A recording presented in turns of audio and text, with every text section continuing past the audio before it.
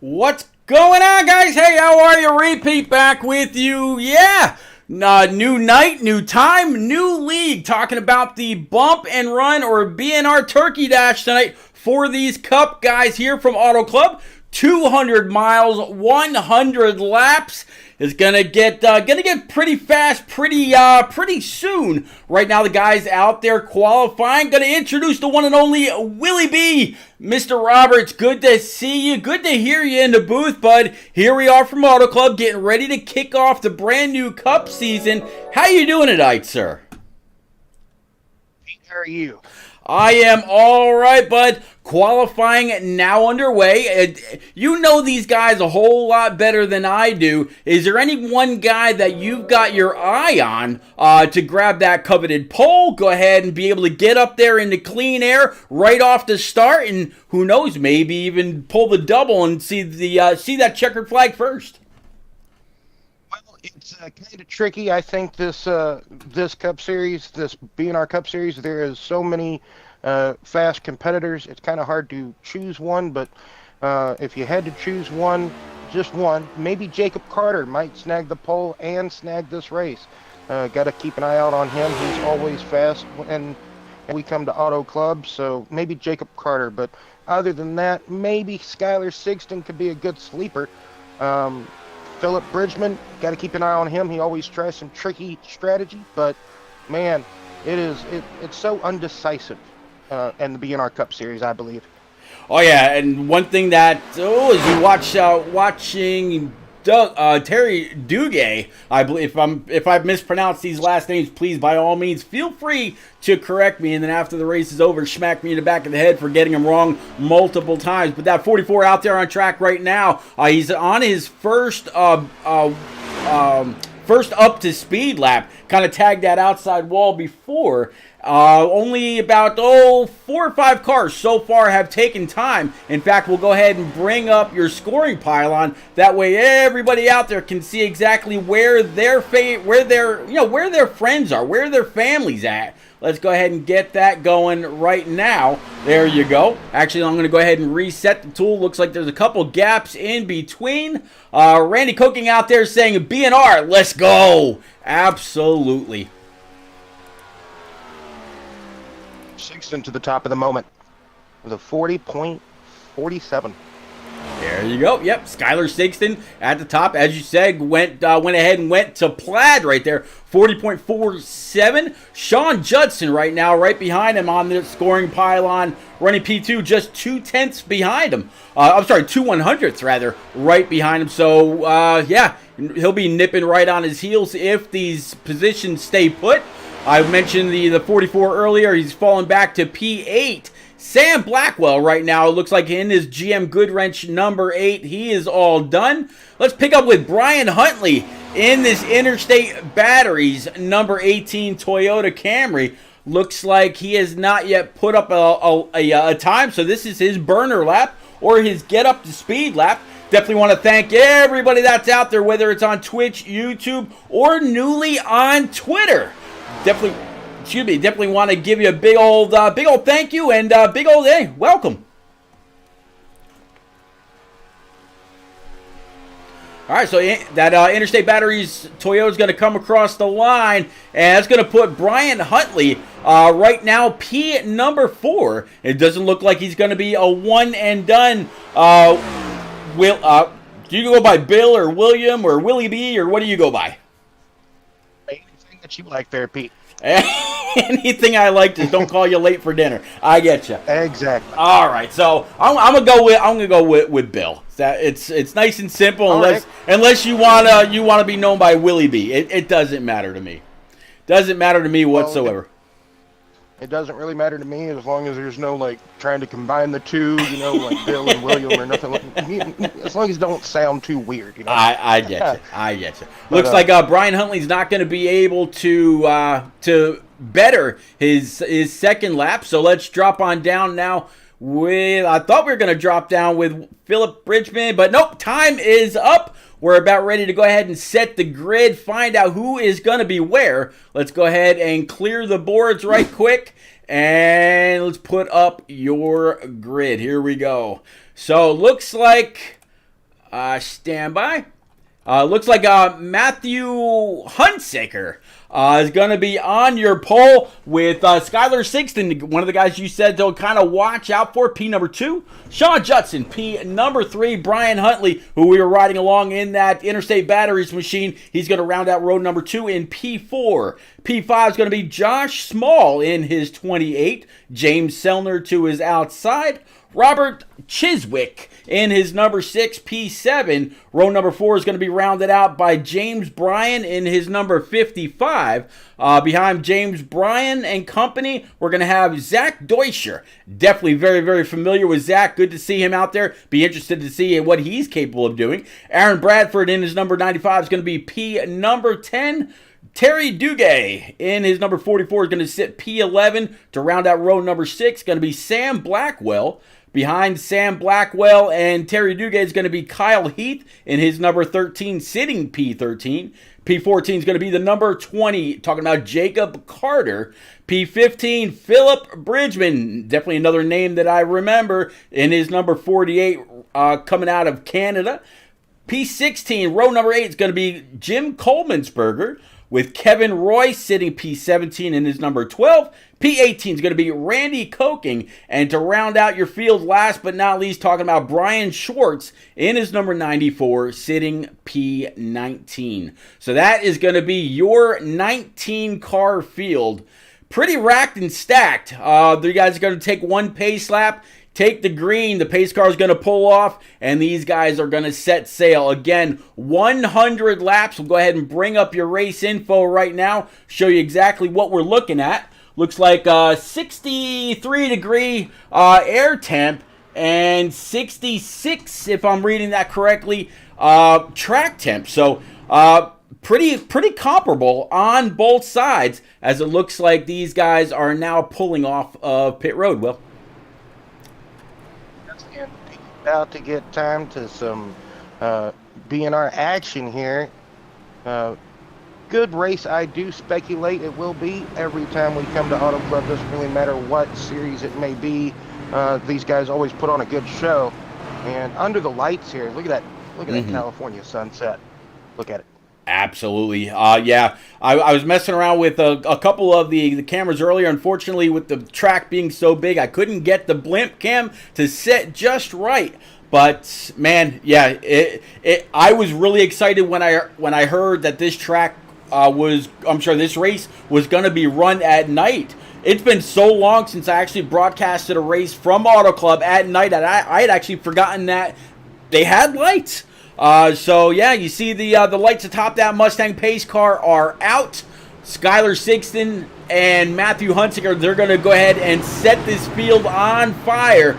We're going to take it live, take it green, take it mean here in just a little bit. And man, Will, glad that you're here for our first time, but definitely not our last. We're coming to the green flag. Here we go. Green flag, green flag. Green flag's out. Let's go.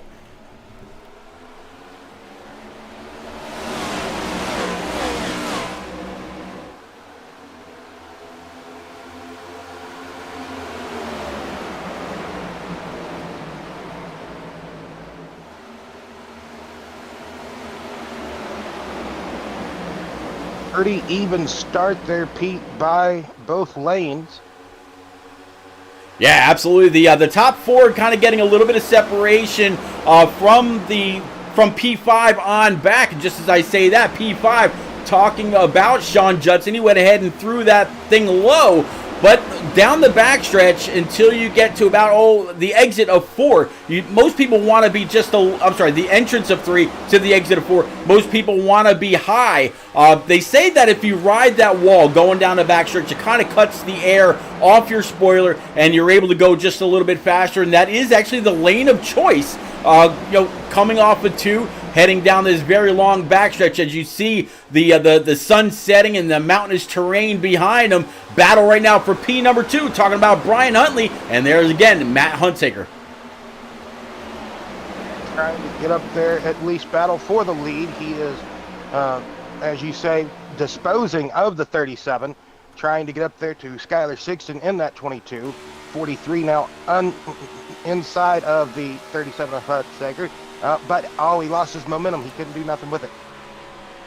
Yeah, it couldn't do much at all. Riding on board right now from Skylar Sixton's front end, that Ford Mustang GT. Looking back at the rest of the field, and just as we were talking about Sean Judson a moment ago, he just went purple, running the fastest lap so far, sitting P5, running a 40.54. And it looks like, Will, we got two pretty distinct packs right now. If you go back to P number 8, you see this from this Niagara Brewing, looks like Chevy Camaro. You see the rest of this field kind of running just a little bit further back. But as we were riding along with Zach Deuscher, he also just went purple, putting down a 40.28. So running his fastest lap here on lap 4 of 100. I really like the camera angle of being able to see all the different lines behind the race leader, or say behind the car that we're on board with. That's kind of what you get at Auto Club. You can just get so many different racing lines, and really not one line is a bad line to be in. So it's all about really personal preference, if you will. Oh yeah, Zach was getting a good toe up behind who was that he was behind? Zach right there, he was behind James Sellner Jr. and now Aaron Bradford, as they're going to go ahead and get busy. Nice little hornet's nest right here. Got a little loose coming up off the corner, talking about that 3 car of Sam Blackwell. He's got a 3-wide battle right in front of him between the 43.95 and that 88 up high. Going into turn number 3, looks like the 95 thinks better of it, doesn't want any part of that action. He wants to keep this thing clean and green, and he's going to need a nice clean John Deere machine a little bit later on in the race. Will, it's too early to really be battling, but so far these guys doing one hell of a job. Only 6 laps into this race, and we have seen a lot of 3-wide action side by sideness, and it may go down a notch, but it may also go up with you as well. So you never can tell with this bunch. Not at all. Cannot tell whatsoever. Let's kind of drop back a spot or two from Jacob Carter. Looking around, see what's going on. Here's this number 11 Hardee's machine for Jim Coleman'sberger. Let's see if we can kind of get a little bit of info here. Kind of looking around, watching that 48 Camaro go on by on the high side, and that is one of the things that you can absolutely do. If you get a big toe up there, like he had coming off of 1 and 2, now he's going to have just a little bit more of a run. He's going to go ahead and pull to the inside of the 6. Again, talking about this 48 of Philip Bridgman. Now he sees that number 20 Haviland machine to his outside. But again, that 20 is going to be up on the high side. It's going to have a little bit of momentum. Coming off 4, coming down the front stretch rather, coming to start lap number 8. Like Josh Mall is also slowly going up the ladder. Zach Deuscher having a bit of a problem. I think he lost a bit of a momentum, lost a couple of spots, I do believe. But something also with the 95, he's maybe just going back and forth there. That's what it kind of looks like. I thought he had lost a few more spots than he did, but did not. My apologies. Everything seems to be working for the outside lane down the straightaways, and once they go into the corner, they are just going everywhere in the corner. But the outside lane is prevailing, as we see it has just a couple of more cars in that outside lane.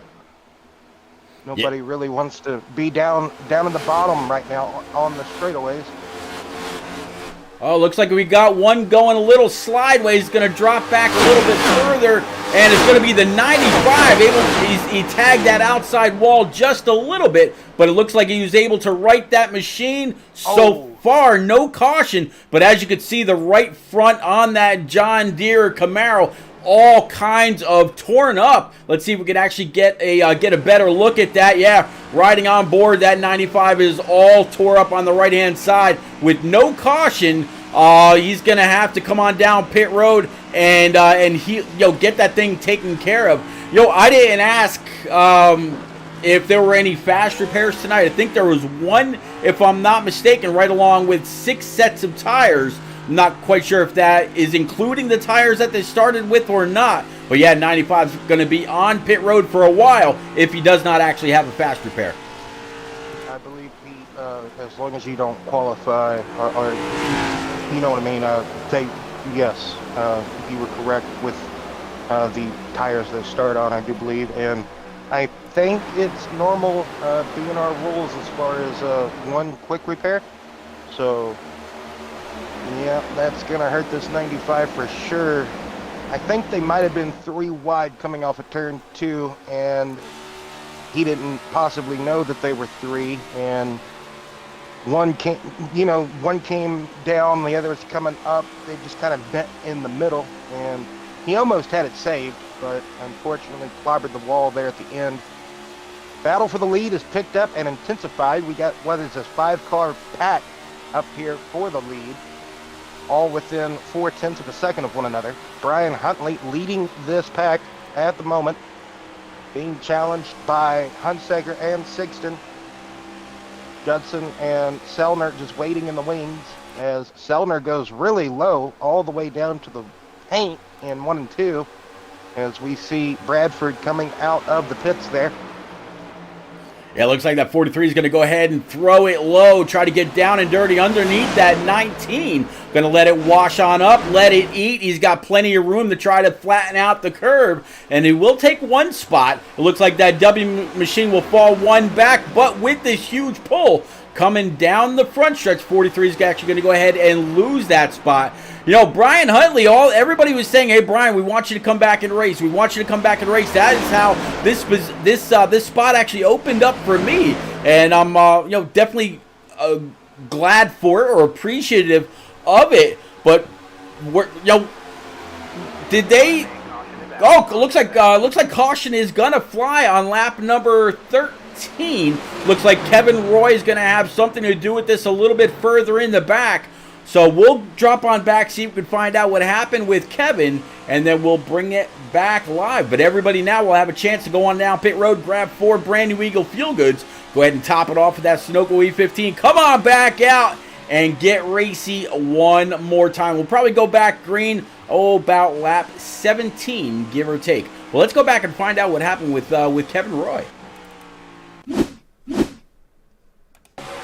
So there you see him up on that high side, number 12. It looks like the 5 just kind of drifted up, caught the 12 on the left rear, pitted him actually. 12 hard on the inside wall, and that was all she wrote. Let's pick up with the 5 of Randy Koking and see how that looked from his view. All right, let's go ahead and play it from here. Yeah, I'm guessing the 5 thought maybe he was clear, but not so much. And the 12 is going to be the one that paid the price for that.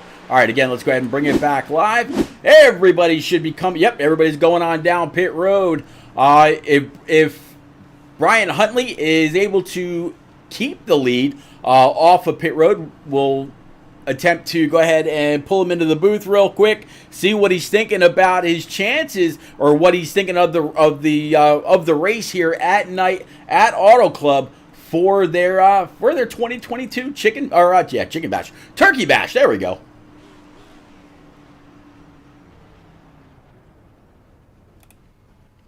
Looks like the car up front absolutely overshot his pit. So looking at the 18 right now, right sides went up. Now the left sides are going to go on up.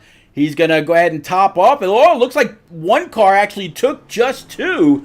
And I believe that's going to be James Selner, if I'm not mistaken. Nope, it's going to be the 19 of Sean Judson, Will. Yeah, I don't know if that's a good call or not. We know Auto Club is really hard on tire day, so it can be sometimes like a cheese grater, but Sean Judson has proven in the past that he can be very cunning with the strategy and see if he can hold them off on just the right sides here. Yeah, he's looks like he had an 11.4 pit stop, so that's kind of long for just 2 tires.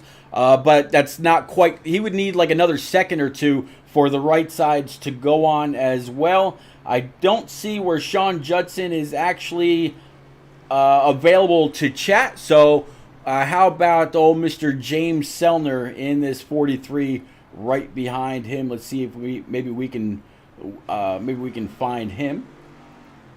Yep, there's James sitting down in TSK Motorsports. So let's go ahead and pull on up, get this 43 going. Mr. Selner, it's Repeat and Will up in the booth, but you got a copy in that 43 Toyota. Yes, sir, I do. How you doing tonight? Man, I am doing absolutely, I'm doing all right, man. I can't complain. Got Will here right along with me, and so far, so good for you. You're up 4 spots, sitting in P2. You're going to have a front row seat at this restart once the pace car pulls off.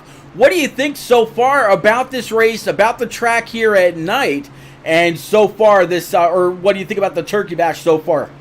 Oh, Turkey Bash is great. You know, these guys are always fun to race with. They're great racers. Set up here in second. I'm just hoping to, maintain, like I was at about 4th, 5th position for this, after this restart, kind of save tires and save the car. Well, bud, I know the lights atop that pace car are out, so I'm going to get you back on over. You keep that Key Bar Paints number 43 with the shiny side up, and who knows, maybe we'll be talking to you in the final 3. And from what I hear, there's some pretty decent prizes that'll be handed out tonight as well. All right, thank you, sir. You got it. I'll get you back down with your buddy Nick Terry right now. Good luck. Thank you. You got it. All right, so Will, he's feeling pretty good. What are you thinking? What are you feeling, sir? I think James, he's a very consistent driver. I think he will be around at the end of this race, and we got 13 laps in there. We saw a lot of racing, a lot of side-by-side, pretty aggressive, like you said at the beginning. So, man, it almost seems to get more aggressive as the race goes on. So, well, here we are. That's definitely going to be one to look forward to. Well, the race is going on one more time. Like I said, restarting on lap number 17 of 100. Getting closer and closer as the night goes on. 43 is going to ride that middle line, but it looks like the 19, because he's a control car, he was the first one to go on and get on that throttle pedal. And boy, that 3 is all over the place, blocking low, blocking high, making sure nobody has any kind of run on him. Speaking of a run, here comes the 43 down low. He's got the 18 up high, so he's not going to be able to wash up by that wall. 88's going to fall right in place, as well as several others. 43 is the low man on that bottom line. He's trying to make that bottom work. Before the caution came out, he was doing somewhat of a decent job at it, but I think the numbers are going to just get to him on that top side. You can only do that bottom lane for so much until that top side gets to you with all the cars up there. But Brian Huntley trying to get back to the lead as Sean Judson is really holding good station at the moment with just those right side tires. About 13 more laps on the left. So we at least suspect he took only right sides. And look at Zach Deuscher making moves. He is slicing and dicing up there, making his way almost to first position in 2 turns. Yeah, absolutely flying through. This 18's pretty bad fast. The 88 able to work his way up as well. So far, he is the second biggest mover of the race.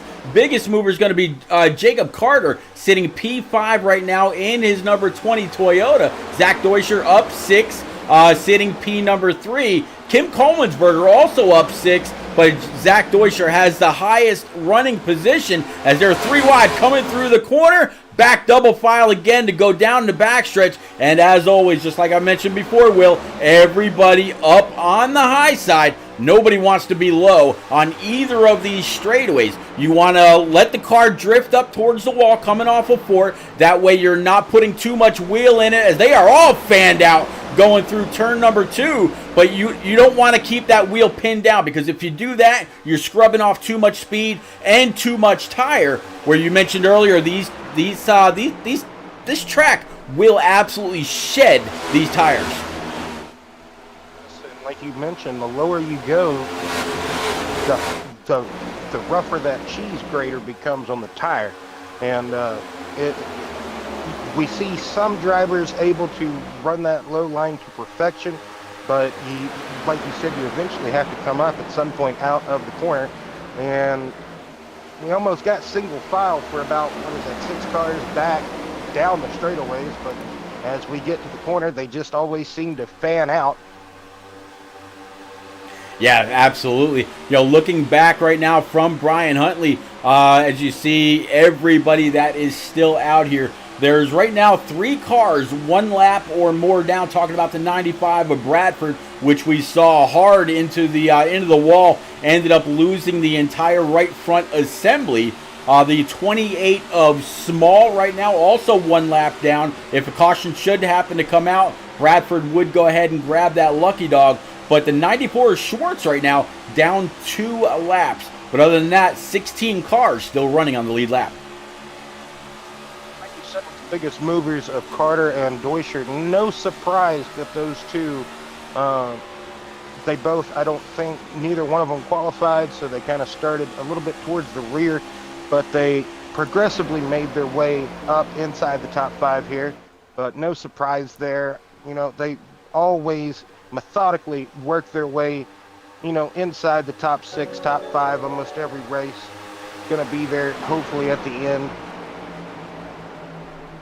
Yeah, I mean it's absolutely very, very possible. I need to put a few thank yous out there. Looks like Rescuers 28, thank you very much for the follow. Yabash 67, also thank you for the follow.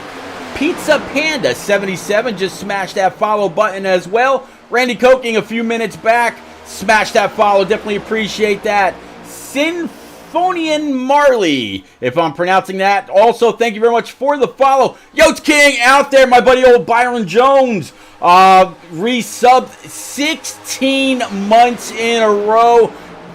But thank you so much. And just now smashing that follow button that made me go through all these. The one and only Robin Dunn 25. That's also out there in chat on Twitch, saying keeping an eye on Robin Dunn 26. Randy Coking still saying, or Randy Coking actually a fan of yours saying, Will the man, and BNR, let's go. I tell you, Will, right now it looks like we got a little bit of a green flag feel to it. What do you say we actually pick up with our leader, Sean Judson, and we'll kind of go through the field with everybody's driver bio. If they've got all that figured out, we'll go first through 19th right now. Let's take a look, find it in a book. It's a reading rainbow. No, I won't do that to you. Let's see. Give me 1 sec. The more you know. The more you know. Absolutely. I can't believe that all just came flying on back. But all right, let's pick up with this number 19 rather. Talking about Sean Judson from Fleetwood, being our Turkey Bash 200 driver. Again, working lap 26 out of 100. Quarter of the way through, up 2 spots from where he started. P number 2, we're talking about Brian Huntley. We've seen him up towards the front most of the night in this number 18 Interstate Batteries machine from Spring Lake, North Carolina, up 2 spots from where he started. Jacob Carter up 11 spots in this Mighty Haviland number 20 from Coleman, Alabama. Looking really fast, looking pretty consistent, and man, he is absolutely digging. Skylar Sigston right now down 2 spots in this TCU number 22 from Mansfield, Texas. Looking pretty good in his Twitch ride. Zach Deutscher in this number 88 Niagara Brewing Company quick machine from Kewanee, Wisconsin. Depressed, crazy, and possibly insane. Man, I've seen this guy drive in a couple of different leagues. He's fast. I'll be interested to see how his season goes along. Kyle Heath sitting P number 6 right now. Actually, P number 5 as he takes that spot over. Up 8 spots in his number 13. Looking pretty good so far out of Gilbert. I'm not quite sure where Gilbert is, but he's looking pretty good here at Auto Club, I'll tell you that. Jim Coleman'sberger in P number 7 up 9 spots in his number 11 Hardy's machine from Parlin. Again, you could go ahead and ask Alexa or whoever you want where that place is, and I'm sure you'll get your answer. James Selner Jr. sitting P number 9 as he just fell a spot from Peoria, Illinois. We talked to him during that restart. He seemed pretty interested to find out how this race was going to turn out, but also seemed like he had a pretty good head on his shoulders as well. Matthew Hunsaker in this number 37 iRacing machine.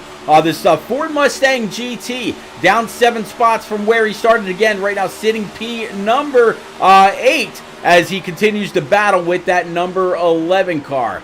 A little bit further back, we just talked about the 43 of James Selner. Let's switch on over to Samuel Blackwell III, rocking this number 3 GM Goodwrench machine out of Archdale, North Carolina, up 2 spots, sitting P number 10. So 1st through 10th, that's who we're keeping an eye on. Let's find out who is rocking the second half of this field. We're going to start off with the 48 of Philip Bridgman, as you kind of hear him. Actually, I think we just talked about him a moment ago, but that's all right. We'll do it anyway. No, we didn't. He's from Ontario, Canada. Good to see somebody come across the border. Kevin Roy in this number 12 Toyota machine. Right now sitting P12, up 6 spots. And rider looks like Truck Rental from Placetown, New Hampshire. Never heard of it, but hey, pretty fast. Philip Bridgman, again, we just talked about him. So Philip looks like he's having some issues falling through the field just a little. Terry Duguay in his number 44 looks like right on board locksmiths. As you see the lock livery going down the right and left side and the flaming keys on the hood. Down 2 spots from where he started in this number 44. Robert Chiswick in P14 in this number 6 Harley Davidson Motorcycles machine. This Ford Mustang GT back a few spots, but hey, it is still a long race to go. James Bryan in this number 55 Toyota No Gas Racing. I don't want to be part of that team, Will. None whatsoever. If they got no gas, I'm all out, literally. Number 95, we saw him have an issue earlier with that right front. Looks like he's got this John Deere machine all fixed up. Just lost all kinds of track position with that, unfortunately. But he's got this Camaro righted, and we'll look forward to watching this John Deere machine try to slowly chug his way through the field as the night goes on. P number 17, Josh Small III from Beverly, West Virginia. And this number 28 is a nice looking machine, Roy's RV Supercenter. He's down a few spots, but again, long way to go. Matthew Hunsaker in this number 37. We talked about him. He looks like he's on pit road with Brian Schwartz back here in this Mad Dog number 94 from Florence, New Jersey. Actually, know right where that is. I grew up not too far away. In the Zone says, hey Pete, hope you're having a wonderful Thanksgiving. Well, Zone, you're in luck, man. I am doing all right. And we just finished going through the field, so we're going to catch back up with our leader. Will, let's talk about these leaders. Yes, Kyle Heath has stormed his way to the front. He has taken over the lead at the moment from Sean Judson. Jacob Carter there in 3rd place, sitting comfortably in 3rd.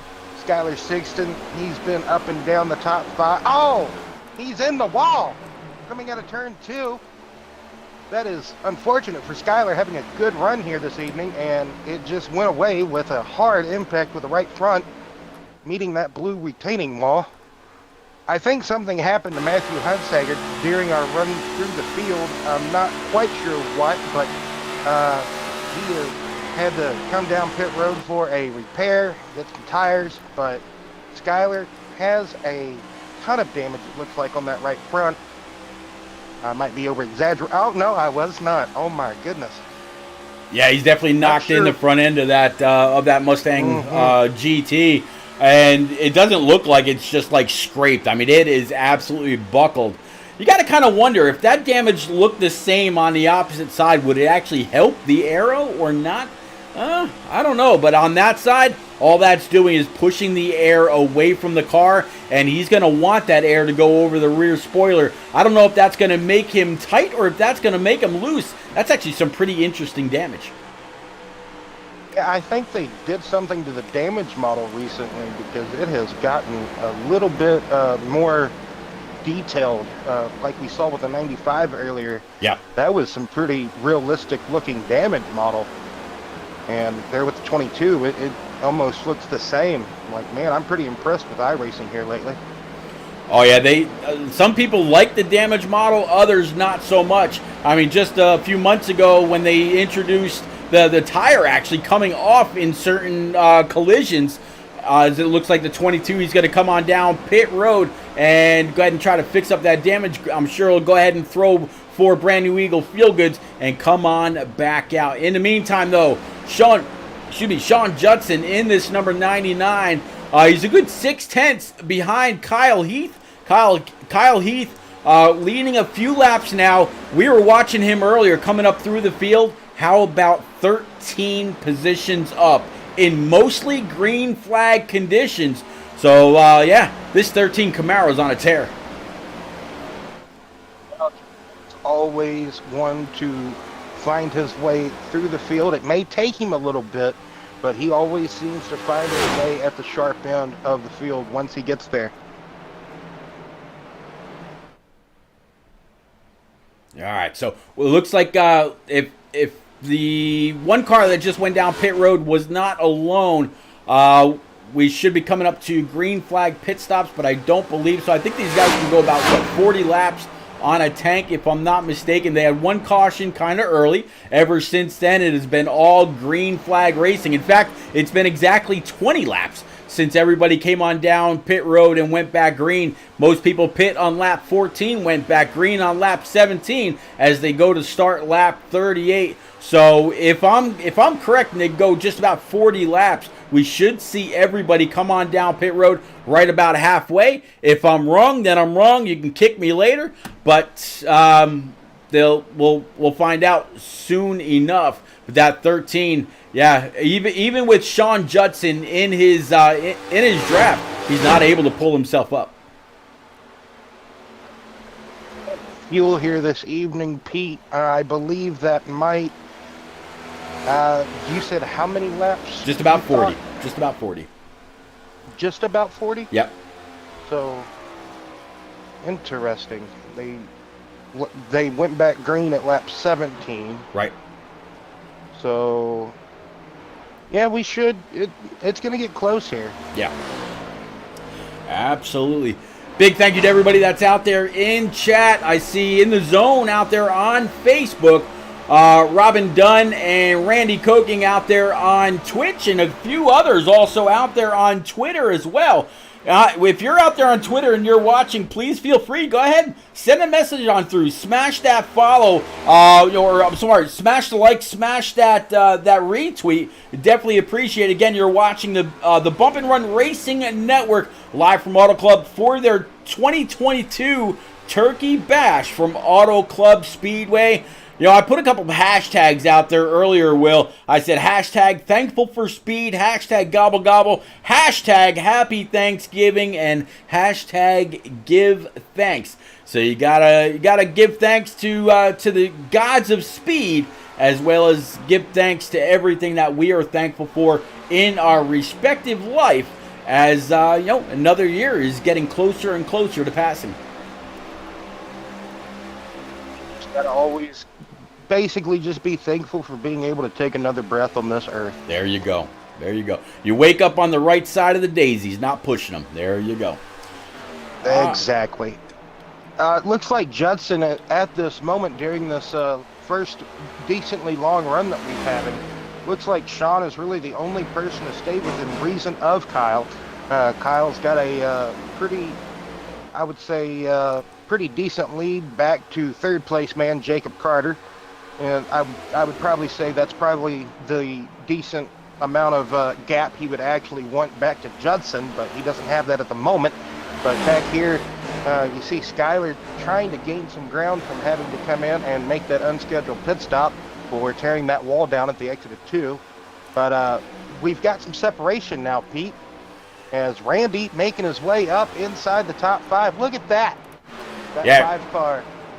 Yep, absolutely. That number 5 Valvoline machine, and as you can see, they're on that track map. You're absolutely right. There's quite a few cars in quite a few different places. Most cars on the backstretch, though, even though there's some separation, they're mostly staying together. How about out there in chat, the one and only Vroom Vroom Roman talking about HD Motorsports. Nick Roman, Nick, thanks for coming out, buddy. Absolutely, always appreciate you. Hope you're doing well. As always, he is the one and only true GOAT. I got my start with him, and man, he can turn some pretty bad fast laps. Looking forward to watching what he's going to be capable of in the next round of the Contender Series, trying to go for that RTP or that Road to Pro. Nick, I got your back. I got your sight over your angel, or your sight over your shoulder. I guess I could say. But yeah, this little pack here, 1943 5 and that 12 will all right together again. Just came down pit road, I believe made his scheduled pit stop at the moment, so that's him getting back up to speed now. Yep, I used to use HD's setups for heat. Yeah? So, yeah, I kind of miss hanging out with him, racing with him.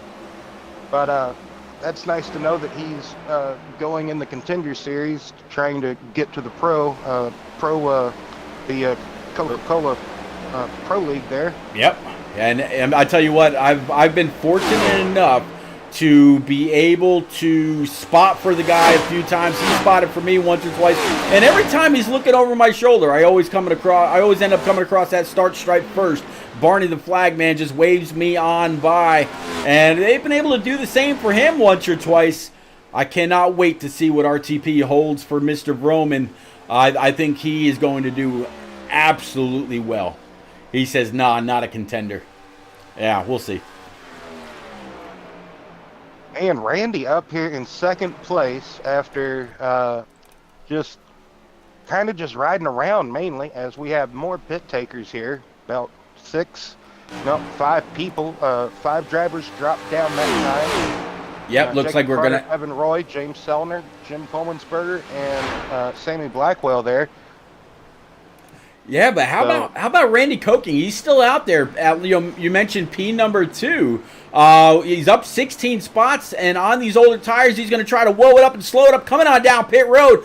5's going to come to the attention of his pitches. Has to make sure he does not speed. Looks like he was, pretty cautious coming to the commitment line. So we'll have to see if that hurts him or helps him coming on out. If anybody else was as cautious or more cautious than he was. But the 13, who's been fast all race long, he's going to go ahead and re-inherit the lead. Yet to come on down pit road. That's okay. That's going to hand it over to Brian Huntley. Right now, from 1st through 6th, have yet to come down pit road. Everybody else back on lap 14. So if you take 35... if you take 14 from 35, that means these guys are only running 21 laps. Nowhere near that 40 that I thought earlier. Some are able to get it a little bit more than others as far as that fuel mileage gain goes. You got some that really pop in the clutch. They like to coast it. Mm-hmm. Some just turn the ignition off. Let it just roll for a good minute. Others just get out the throttle because they don't have a clutch. But it so many different ways of trying to conserve and save fuel. Just got to be very cautious though when doing it. And like you said, there are some that are very aggressive getting onto the pits, and some just like to be super cautious, which I don't blame them. I've lost many of races due to pit road speeding penalties, so I really do not blame anyone who wants to roll into pit lane at 10 miles per hour. I don't know about quite 10, but pretty close. Yeah. That's way too slow, I know. Yep, a little pack of 3 on pit road right now. Looks like Brian Huntley, he's in his stall after starting inside the top 3, and looks like they're going to come on out. But James Bryan who is the only car yet to come on down pit road in his number 55 Toyota Camry. He's up 7 spots from where he started, maybe just hoping for that caution. But with most of the field already down pit road, I don't think you're gonna see anybody spin out coming to the entrance or anything like that. Looks like everybody has already hit that exit line. No spins down there. Looks like everybody, for the most part, able to migrate back up on track. No issue there. And as you can see on the track map on the top right hand side, quite a bit more separation. The pit road entrance, the pit road exit, as well as how you get into and out of your box plays huge into what you gain or lose when coming off of pit road. So a little bit of a mix up. 55 right now, all he's doing is, he's literally losing time to all the guys that are already out there on newer tires. Or is he hoping to maybe go just a little bit further? We'll actually hop on board with him, jump into the cockpit with James Bryan, see if he's kind of clutching this thing at all. Going down the backstretch, looking on board, you see the RPM climbing all the way down the backstretch. Here's the moment of truth, though. Yep, there it is. Absolutely killing it. You see the RPM drop down to 300 on the dash, and he is also very, very tight. Even off the throttle, he's kind of washing up track quite a bit. We're working lap 50. He can't go, I don't think he can go another 10 laps to try to make a last dash 30 lap sprint. I don't see that happening, Will. You mentioned the name of his race team earlier. Him and his son have the no fuel racing team or no gas racing. Basically what that means is they try to get the best fuel economy that they can during every race. Doesn't matter what the percentage of fuel you get, they are going to try to stay out there longer than anyone so they can just get that miles per gallon, and that just always seems, unless it can stay green, I've seen it to where the Bryans are able to just pull some weird trickery, man. That is the only thing really to say about that, is some weird fuel mileage trickery. Yeah, when you can clutch it with how much time you're off the gas going into the corner in order to get that thing to whoa up and slow up and get the front end pointed in the right direction, you're saving quite a bit of fuel. So he's coming on pit road on lap 52 since he's already past the start stripe, or he came in on lap 51 starting lap 52. All he's got to do now is try to save just a little bit more. He could possibly make it on one more stop if he comes on back in right around lap 76, 77, give or take. Depending on how much time he actually loses by doing this, this is going to be either he's going to come out a hero or he's going to end up very, very far in the runnings. Right now he's sitting P number 13, the first car, one lap down. So if a caution should come out, he's saved. If not, this could all be for nothing, because when he's going to try to go ahead and get his lap back, he's going to be slow. So we'll have to see how this plays out for driver 55. But in the meantime, Shawn Judson back up front in his W machine. Pit stops, green flag pit stops, always the great equalizer. We saw a few mistakes on pit road as far as a couple of drivers overshooting pit stall and just trying to be extra cautious coming in. Then we saw others just getting all they can before the commitment line.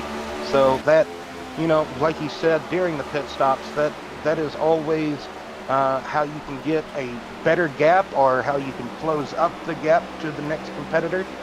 And if you have mistakes during your pit stops, then, oh man, that's just going to make you lose so much time. Yeah, it really will. You've got to be on your, you've got to hit your P's and Q's just right. You got to get in there without being over aggressive. You got to match max pit road speed. You got to get into your box without sliding through, but at the same time, you got to make sure that you don't short your pit as well. I mean, all that adds time. What you really need to do, carry max speed down pit road without speeding so you don't get the black flag. When you get to your pit box, you want that signboard to actually land on your hood. That way you know that your pit crew is not traveling any extra length of distance to get to the lugs, get the tires off, get new ones on, and they're able to move around to the left side with the same amount of speed, all the while getting those getting those 2 cans of Sunoco E15 fuel inside that Mustang, Camaro, or Camry. So right now, looking over Skylar Singleton and the top 3 kind of getting a little bit closer to each other than they were before.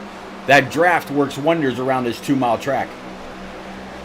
Judson also short pitted. He did the undercut about, I want to say, 8 laps, maybe 5 to 8 laps before Kyle Heath and Jacob Carter came in. Maybe a little bit more than that, but that might have hurt him trying to do the undercut, but it also might help him if he can just get back in tow with the 13 and 20 here. Good battle going on as Jacob Carter ran up to Kyle Heath, kind of helped him catch Sean Judson and trying to stay with him now. Don't want to get too far away from him. No, you definitely... 3-car race at the moment. Sorry, Pete. Nope, you're fine. Absolutely. I was going to say the same thing. 3-car race up front. Behind these guys, P number 4, Skylar Singleton. I'll get these names right. I promise you I will. About 4 seconds back, riding along with Skylar right now. He can see those 3 cars way up in the distance as he's entering turn number 1. They're halfway through. They're on the exit already, thinking about their exit of the turn, going on down the backstretch, keeping up with each other, staying in that draft. But how about Sean Judson right now here in P number 3? He is the only guy out there that is still in his same exact spot that he started in as far as the top 10 goes. Started P3, running P3 right now.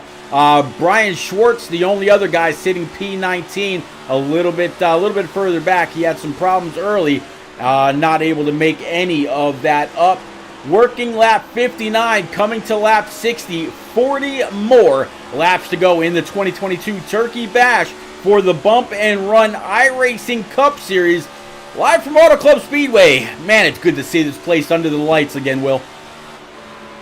Yes, I think I was trying to remember and do some research. I think the last time they ran under the lights for real was out in, I think, 2012. It might have been a Busch or a nationwide race at the time, I think. I'm trying to remember, Pete, but yeah, it's for sure been a while since I've seen either a sim race or a real life race under the lights here. Me and Brian covered a race here at Auto Club months ago that was under the lights, but it's been a good minute. I always like to see them under the lights at Auto Club. I think any track that has lights or any facility that has lights, you kind of need to showcase that and kind of schedule your events for nighttime racing sometimes. But here lately, the past few years, it seems like all they can do is put their fans out in the heat. But I guess the television people that control that, they kind of have a say-so of when the race gets aired as well. So you kind of, in a way, you're at the mercy of the people that are broadcasting your sport. So I guess they kind of have a say-so of when the start times are and whatnot. So yeah, it's kind of Jacob Carter. Go ahead, Pete. No, I was just going to say, it's kind of interesting that you bring that up. I was actually listening to NASCAR radio on XM this morning on the way to work, and they were talking about the different ways that races and basketball and the NFL and all that are streamed anymore or broadcast on TV, and how streaming could very well be a big part of getting content or getting live events out to viewers in the future. Streaming is getting bigger and bigger. Internet speeds getting faster and faster in people's homes. Streaming is getting to be more and more a capability. And while the major networks, ABC, NBC, CBS, Fox, ESPN, TNT, USA, and all, Speed Channel, and all, well, Speed Channel's been way past gone, but all these networks that have carried NASCAR, I don't think it's going to be very long, and neither did the people on NASCAR XM this morning think that it's not going to be very long before streaming platforms will have a huge say in what gets aired and what doesn't, and what the packages may look like. I mean, if you think about it, you don't have to have such a that big of a production for these races if it's not carried on a major network.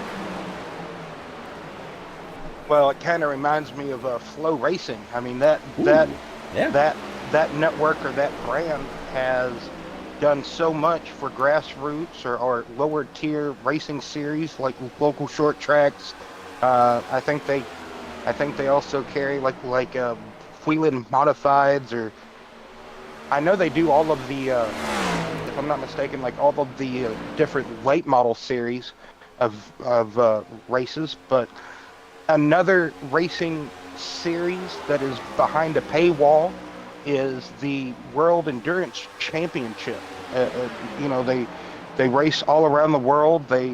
It's an endurance category of racing, and it's almost sad to see motorsport behind a paywall or behind some type of purchase. But I get it. I do understand it, and I mean, kind of like for Flow Racing, you pay, I can't remember how much it is for Flow, but you pay that and you get to watch so many different categories of racing, not just one make or one single category. There's so much to view. And in a way, if NASCAR went that direction, they have so much of a library that, I mean, you almost couldn't get bored of it if you think about it. If you're a pure racing fan, I mean, the library and the catalog would be, I think, big, like just stupendous. But Kevin Roy here in that 12, he's made a good recovery from getting spun out earlier. Kevin Roy setting in 4th place after meeting that inside wall earlier in this race. I think it was lap 13 when that first caution came out. That is an incredible drive back from Kevin Roy. I thought, man, Kevin might have been almost somewhat done after that, but you got that one quick repair.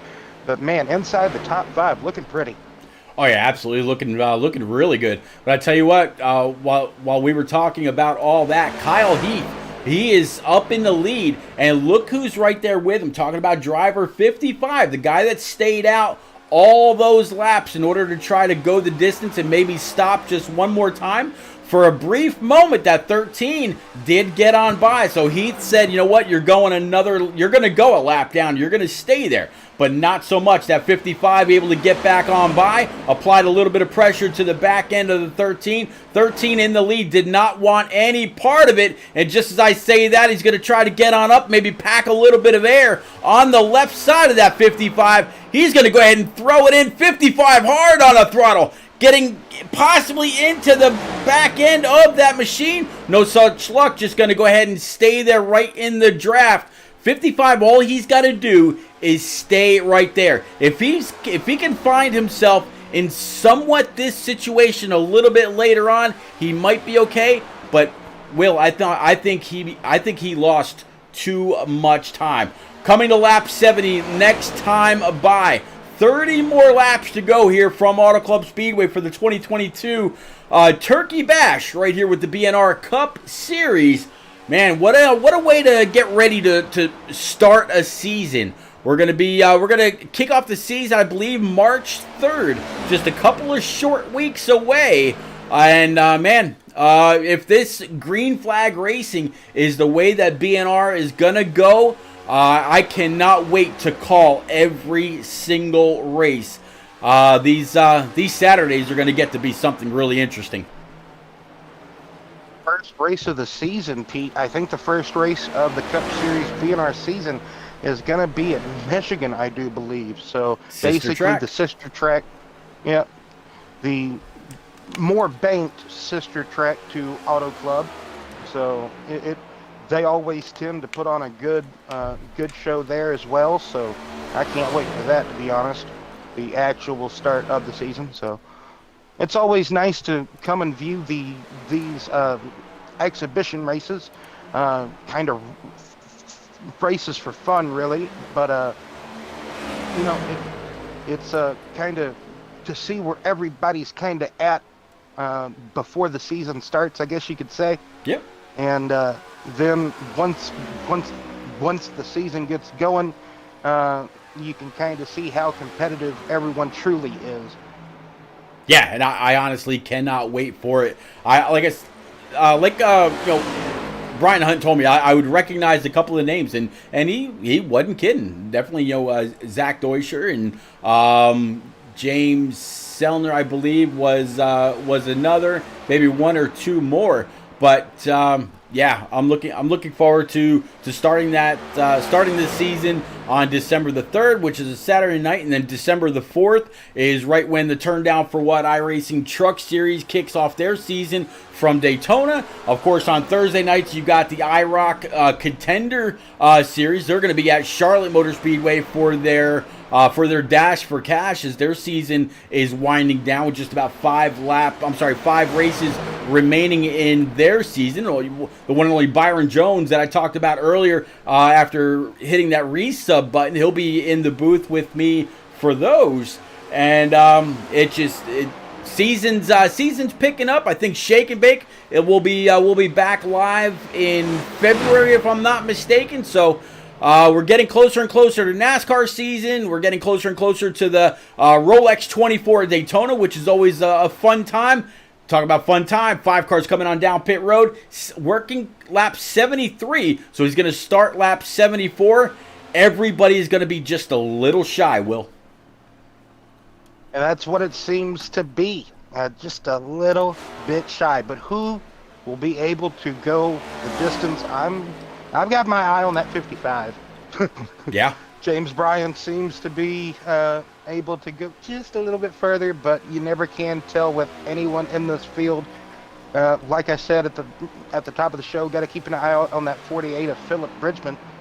He will definitely be one. He is still on the lead lap, sitting there in 7th place at the moment. I know we got a green flag cycle going on. Yep. But he's still on the lead lap, so I would say he is still within, reason of, if it does go long and it turns into basically this fuel mileage race here, he might be one to go the distance. But Jacob Carter has fallen off of Kyle Heath's pace. He is basically 4 seconds off Kyle Heath. Wasn't able to stay with him on this run, so maybe he might try to pit the same lap with him, or maybe a lap before. If I'm Jacob, I might try to pit a lap before Kyle, try to guess when Kyle's going to pit, maybe at least 1 to 2 laps before him, try to get a good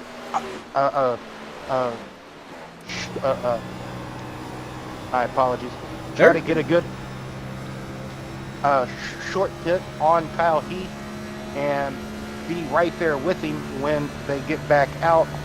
But yeah, basically everybody but Carter and Heath is pitted now. Now everybody but Heath has pitted. Yeah, we're looking riding on board with Kyle Heath right now. Last time he came on down pit road was on lap 46. Jacob Carter on pit road right now, starting lap 72. Or what went on down pit road, lap 72. Jacob Carter, Zach Deuscher, James Bryan, and Matthew Hunsaker on pit road. So Kyle Heath, he's working lap 25 of this BNR Turkey Bash 25 laps to go. So 75 laps in the book. Only one caution on the night so far. Do you think Kyle Heath kind of might be picked up on the game that the 55 was running? Said, hey man, I can do that too. Although riding on board with him right now in the cockpit, I don't hear him trying to save any kind of fuel whatsoever. He's not clutching it, not doing anything like that. He's actually backing up his corners just a little bit, waiting until the nose is set, trying to get back on the throttle as soon as he can, and it looks like he's going to come on down pit road this time. So Kyle Heath, the leader, coming on in. That's going to hand the lead over to the 19 of Sean Judson. Before he unlaps himself, everybody's a lap down or more currently because of the pace that Kyle Heath was setting. You could see the right there before the camera went away, the onboard digital dash, his lap before he came into pit road was almost a 42-second lap. So his pace had fallen pretty far off from what he was setting with the fresh tire. So we can just kind of see about basically a 2-second differential from fresh tire to worn rubber. So, well, let's see. Riding over the shoulder of the 19 right now as he just went across the start stripe, and there goes let's see, Heath.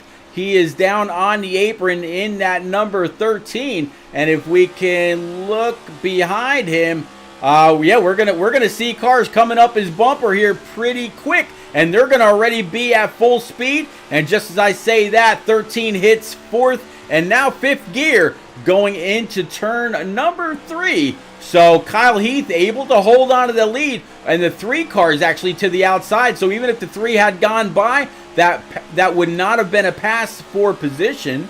So now looking from the 19, let's look forward. I said look forward. That's still not forward. Hold on, I'll get there. I promise you. There we go. Looking forward. Yep. Just a couple. Just that 3 car in between the 2. So the short pitting did not really work too much for Jacob Carter, even though it eked in about 2 seconds. That pace that Kyle Heath had, he was able to lap the field pretty much, come down, make a service, get out, and retain the lead somehow. And Judson just can't seem to reel him in with the fish hook there. Just like we said, we got this buffer of Sammy Blackwell in between, trying to go around the outside of Blackwell, gonna get disposed of the 3 hopefully. But as soon as he gets by the 3, he's got another car in between him, and gonna almost make life difficult here for Judson, but does not. So that's good. Judson able to get now within, it's just him and Heath now at the moment. So can Judson run down Heath? I don't know. I don't think he can, because Heath has the freshest of the fresh tire, and Judson pitted a little bit before Carter. So I don't know. Pete. Yeah, I mean, think it's Heath's race to lose at this moment in time.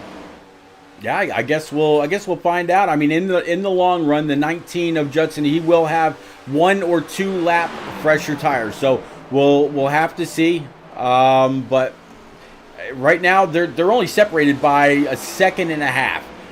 Judson's going to have just a little bit of help with a push from that 3 car, as well as a pull from the 13 if he can get on up there. We'll have to see. I mean, the 13 definitely very, very strong. He's led several laps tonight. He's up 12 spots from where he started. We kind of saw him very, very early in the race, and he's definitely shown to have a lot of speed. Excuse me. Definitely shown to have a lot of speed. Right now, your top 5 all within 7 seconds of the leader, as P4 and P5 kind of going at it just a little bit. The one looks like it's 6 car. He's going to go ahead and stay high. Let these guys go ahead and battle it out talking about the 12 and the 43. 43 is just going to go ahead and fall in line. So move Kevin Roy up one more spot, 13 spots up to P number 4. But yeah, like I was saying, now everybody in the top 5 within 8 seconds of the leader. As far as cars one or more lap down from 12th place on back, talking about the 6 of Chiswick, who we just saw a moment ago. He is the first car one lap down, so if a caution should happen to come on out, he'd be able to go ahead and grab that lap back. As it looks at this moment in time, Pete, let's knock on some wood, but it doesn't look like we'll get a caution. Hopefully, those words don't come back to bite, but anything can happen in motorsport, and you never can tell. Once a couple of drivers get near each other, they might start racing a little bit harder than what they were in the final 20 laps. Things just tend to heat up a little bit more. You think you got some distance on the next competitor, but oh wait, he just appeared in the mirror. So you want to do some defensive driving, so you never can tell what might happen. Yeah, talking about a little bit of defensive driving right now. Brian Huntley Jr. Sitting back here in P number 8. Zach Deutscher in that 88 right to his inside. So these guys going side by side. This is a battle for P8. The 18 showed a lot of speed earlier. Can he continue on with that speed? And looks like so far, yes, is Deutscher playing just a little bit of peekaboo in his rear view going into turn 1 and 2. 16 laps to go here from Auto Club. So far, Will, it hasn't been a whole lot of bash for this turkey. It's just been one sole caution very, very early in the race. Like you mentioned earlier, right around lap 14, they went back green flag racing on lap 17, and ever since then, they've done one hell of a job. Green flag pit stops, didn't see anybody, get loose, smack the inside wall, smack the outside wall, didn't see anybody go sliding through the grass, nothing like that. They've all done one hell of a job, and for being off for a few weeks, anytime you get back, you got an 18, talk about knocking a little bit rust off, he did just that, but every time you come back, you knock just a little bit of rust off and get ready for that season. You mentioned these guys will be kicking the next season off at Michigan. We both kind of mentioned the sister track to Auto Club, although not for long. So that Michigan race should be pretty phenomenal with what we're seeing tonight. And Will, I'm pretty sure you know why I say not for long when we're talking about the demo work that's being done at Auto Club right now. Yes, the very depressing demolition work done to one of, my opinion, this is one of my favorite tracks of all time. Champ Car, CART used to come here. IndyCar came here. The Craftsman Truck Series came here. And then, you got so many great races that has occurred. Some people think that this is a very boring track, and I am not one of those people. But I just always have loved the many vast different lanes in the corners that everybody takes. We have seen it earlier tonight, and we've seen it in real life. Like, man, the restarts here can be wild, but the new configuration to Auto Club is going to basically turn it into a West Coast Bristol, from what I have been doing research and reading up on. I don't know how many more short tracks we need, but I guess we're getting another one. Yeah. I have no idea what it's going to be like. And I also heard through the grapevine that right now Richmond is getting a repave done as well, although I haven't seen anything on Twitter, haven't seen anything on NASCAR News about that at all. So who knows if that's legit, or if it was just a spot here or a spot there, kind of getting some work done. But the source I got it from pretty reliable. Not someone that generally makes a whole lot of stuff up. So I guess we'll have to see what happens with Richmond. It'd be nice to see that place with a little bit more banking. Can you imagine a 3/4 mile track I would imagine with a little bit more banking, it would probably rival a place like South Boston or something like that. It's a track just a little bit longer, a little bit more banking. I think that could be really crank up the side-by-side racing and the speeds to boot. Repaving Rockingham, and Yep. I would like to see. I did see that. I would like to see Rockingham and North Wilkesboro back on the schedule as a points race instead of just, an all-star weekend or whatever. I think, instead of, rebuilding Auto Club, just putting North Wilkesboro back on the schedule and as an actual race instead of some type of, exhibition race. I think North Wilkesboro deserves a spot on a regular points paying schedule. And same with Rockingham. I think it's been too long since the actual NASCAR Cup Series has been at Rockingham. 2004 was, if I'm not mistaken, was the last time the Cup Series ran at Rockingham. And it was a photo finish between Casey Kane and Matt Kenseth. I mean, what more would you want out of a racetrack? Like, oh yeah, absolutely. Big old egg-shaped track, much like a Motegi or Darlington or a couple of these other places. Absolutely, I love seeing it. Pop Bear out there in chat saying hello, everyone. Hello, Papa. Good to see you out there. I was actually talking about Turned Out for What going live for season number 4 right after this Bump and Run series goes live on December 3rd. So December 3rd is going to be Bump and Run. December 4th is going to be Turned Down for What in the trucks. So the schedule is starting to fill up just like that NASCAR season starting to pick back up as well. So just like Pop Bear out there on Twitch, if you're out there on Facebook or of course through the new Twitter, thank you very much for coming out, hanging out, chatting it up, keeping me and Will company as well as keeping each other company out there as well. Definitely appreciate it. So with 8 laps to go, we're going to check back in with Kyle Heath in this number 13. So far, Will, this number has proven to be anything but unlucky. As we come to lucky number 7 laps to go, he's got a very cool 4.3 second lead over Jacob Carter back here in his Haviland number 20. Out there in chat, I want to know, do we get a last minute caution? Do you think the 13 is going to go ahead and pull away with this? Will Jacob Carter be able to, has he been saving any? Is he going to be able to get up there and contend? Or is his night done, 4+ seconds back? Sean Judson, very fast earlier in the 19. He started P3. Right now he runs P number 3 in this number 19 Ford Mustang GT. You might need just a little bit more W in that gas tank to try to get up there. I think we might be looking at our top 3 depending on what happens between Sean Judson and Kevin Roy. But Roy is almost six seconds back. Still, nevertheless, a good comeback run for Kevin Roy.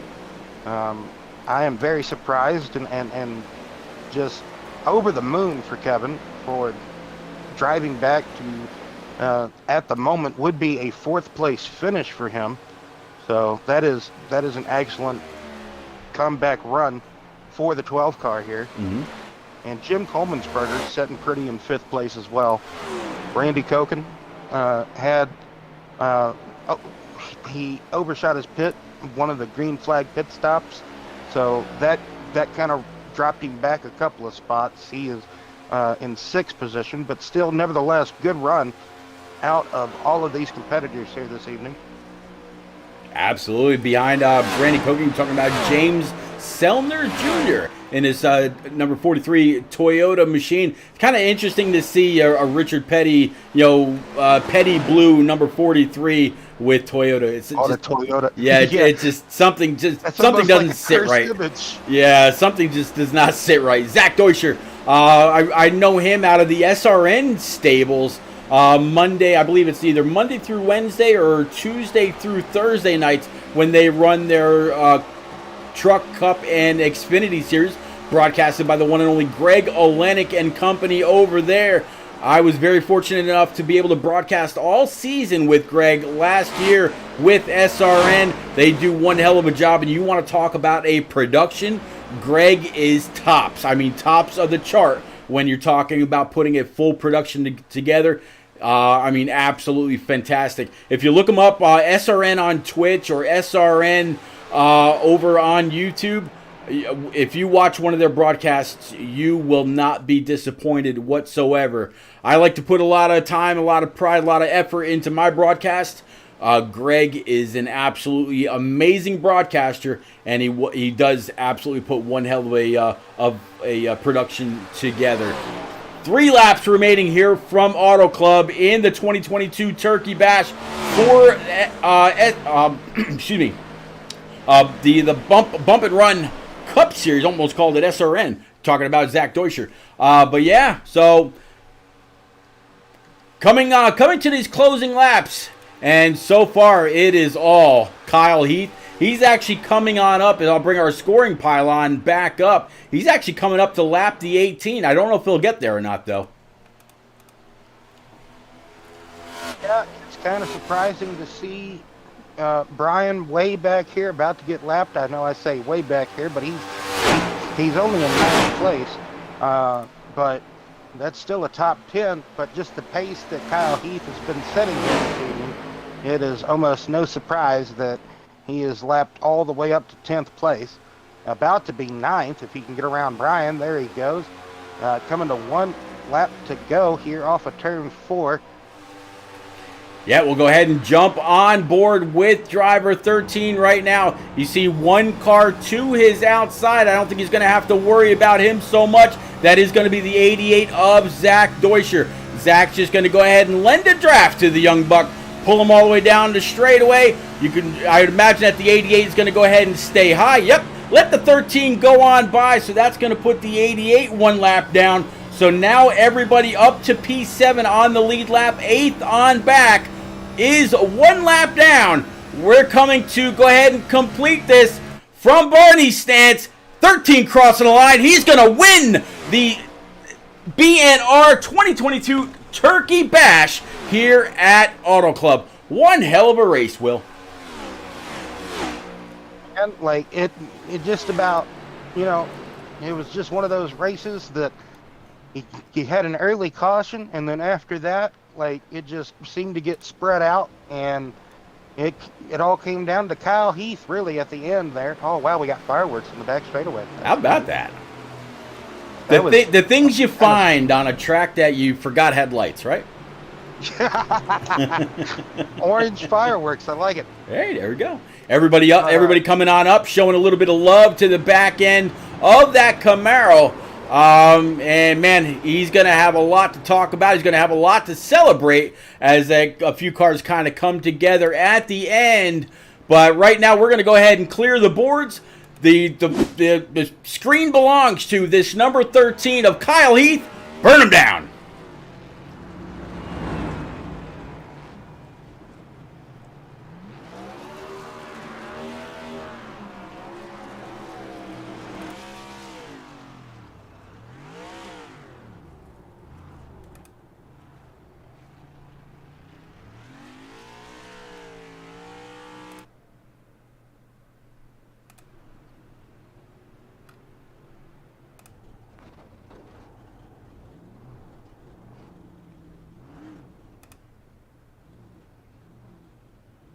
All right, Kyle Heath's going to go ahead and make his way to the 19th hole, victory lane, and he's going to burn him down one more time. Put a few tire marks on the black and white checkerboard before he goes ahead and locks it down for the night.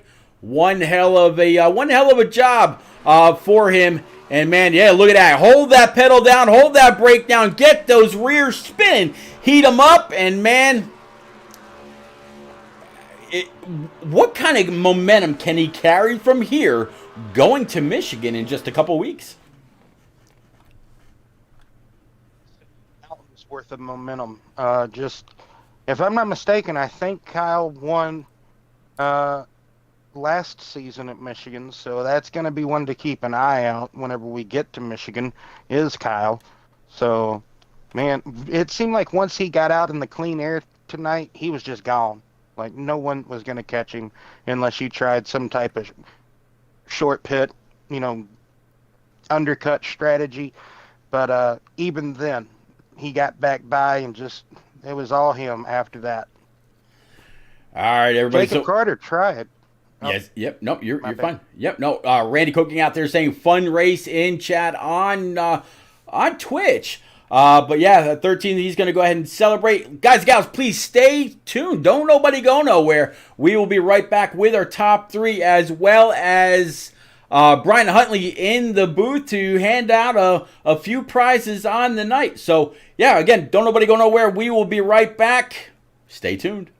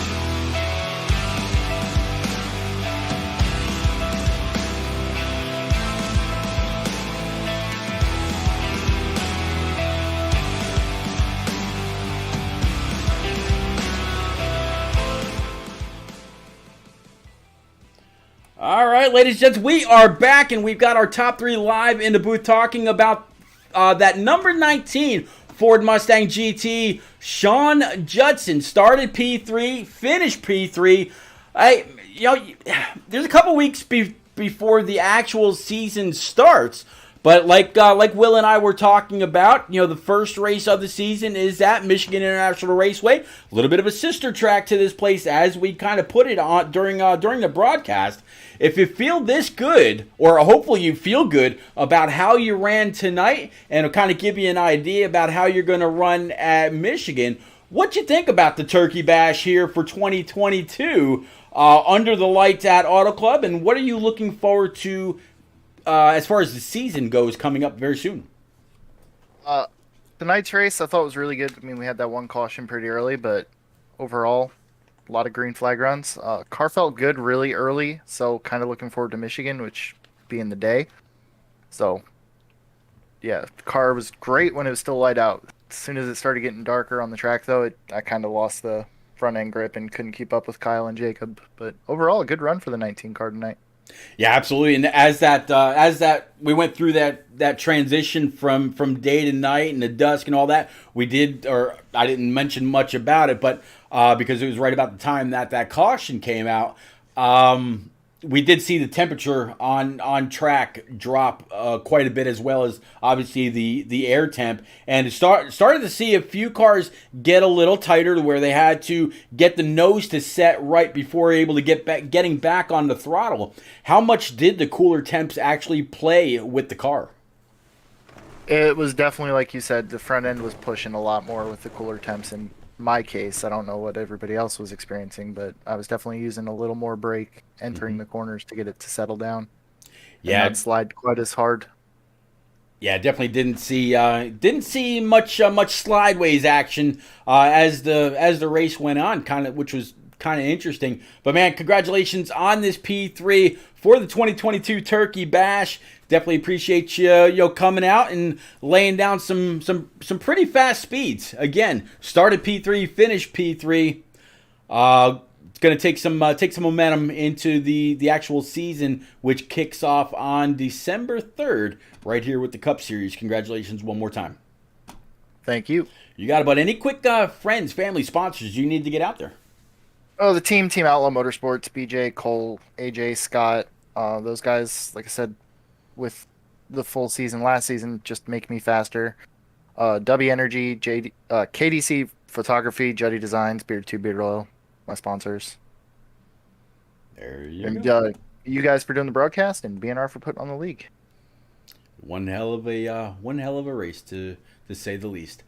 All right, so Will, I believe you got P2, and we're talking about the one and only driver of the 20 Toyota, up 12 spots, Mr. Jacob Carter.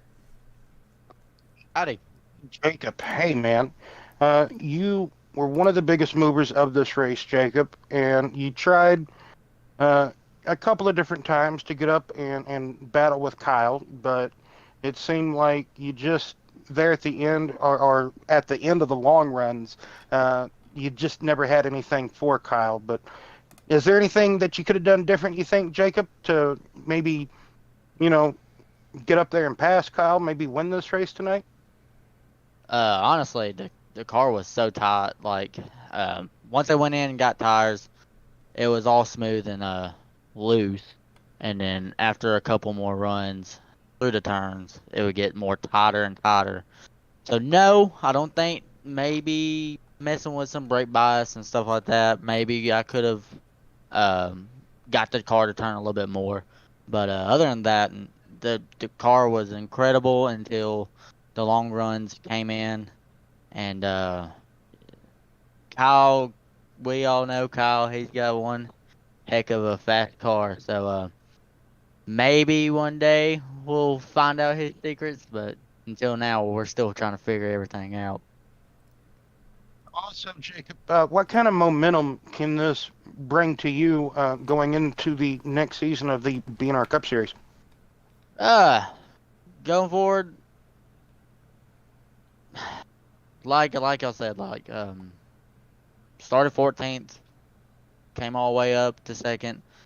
That kind of puts me into a place like the car's going to feel great all season long. It's just the getting it right, so to speak. Getting it right, getting it to turn where it needs to be. But the momentum's huge now. it's gonna put me in a good spot, and hopefully we can get a little bit more of a gain more than a say so loss. Congratulations on the second place finish. Maybe if you could have got a late race caution or something, maybe things might have been different. But I don't think no one really wanted to see a late race caution. But got any shout outs or anything, any love you want to give out there, Jacob? Yeah, I want to thank y'all for coming out here and putting on a good old stream, and thanks for BNR for putting off. What is this, the third season now or second season? I think it's second season. The second season of the BNR series, and Haviland Express Lube, and my lovely wife for letting me come out here and race. We've all got one of those we got to thank. Yeah, always got to. All right, so we're going to move on up, move on out, talking about driver 13. Definitely not unlucky for you, Kyle Heath, up 12 spots from where you started. And I'm kind of looking at a little bit of a trend here. You look at the top 6, except for Sean Judson. Randy Koking up 12 spots, finishing P6. P5 up 11 spots, talking about Jim Coleman'sberger.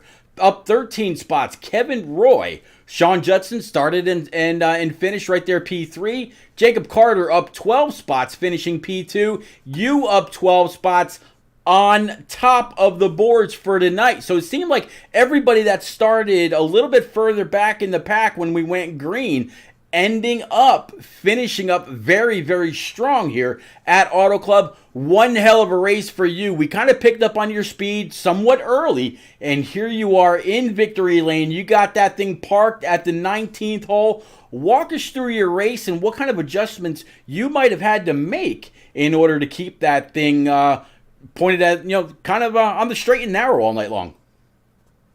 Of course, I started mid-pack. The adjustments, I didn't really make many adjustments. I've done Auto Club. I think my first race with the BNR Cup Series, I actually won the race. And here it was at Auto Club, pretty much the same time, same setting. Actually, I think it started later in the evening. So basically, the sun was already pretty much going down. Like I said, so many races I've done at Auto Club, so a lot of practice here at the track to know what the car is going to do and what the car is not going to do.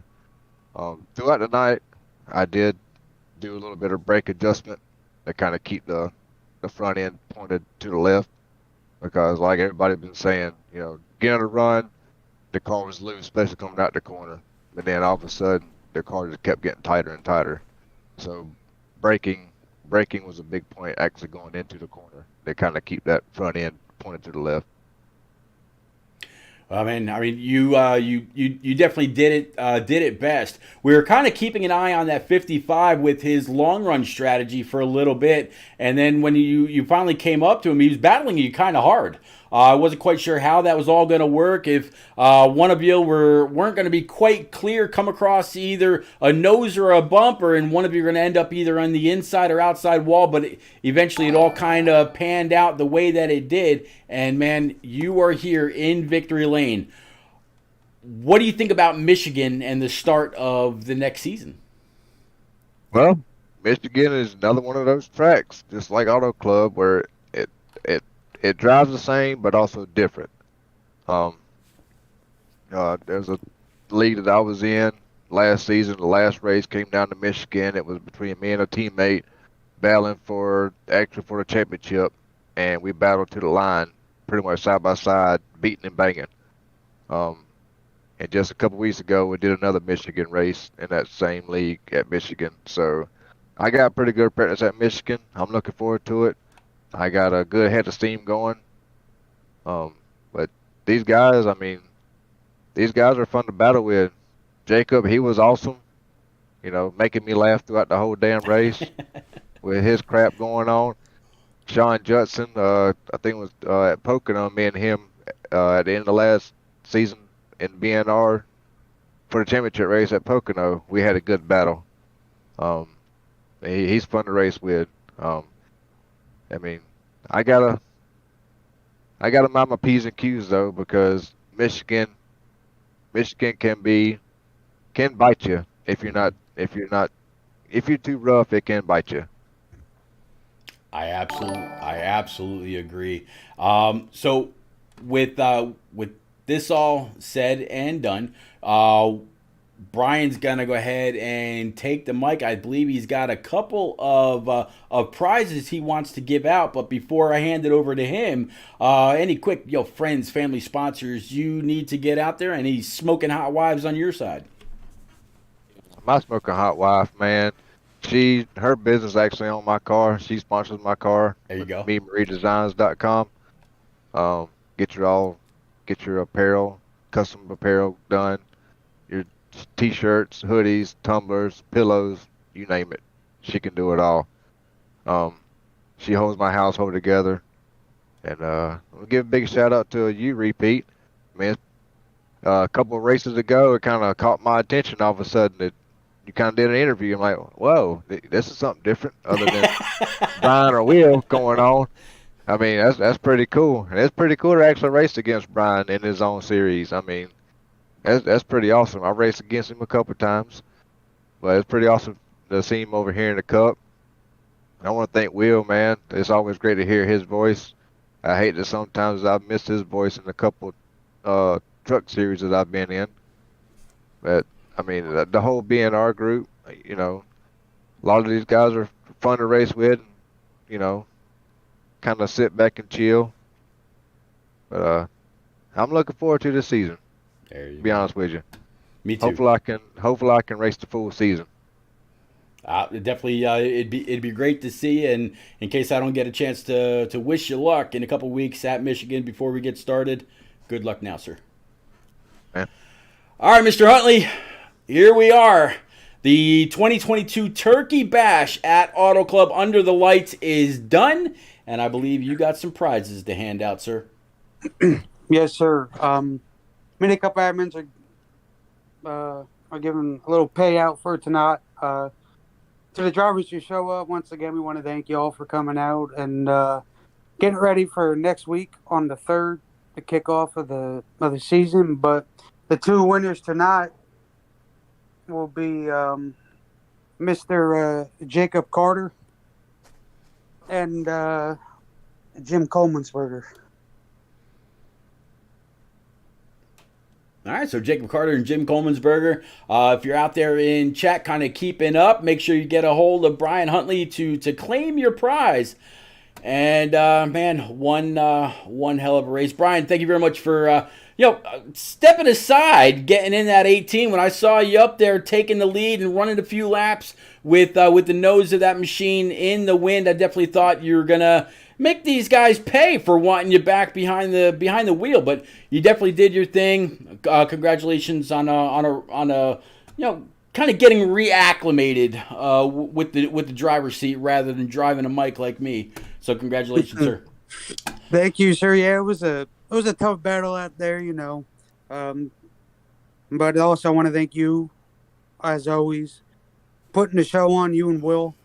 You both did a hell of a job, everybody was saying, so that's always a good thing, and they'll all be looking out for your streams, giving you the follows and the shares and all that stuff to help you out. That's how these BNR guys roll, and glad to have you on board, and hopefully we can put more of a show on for you in season 2.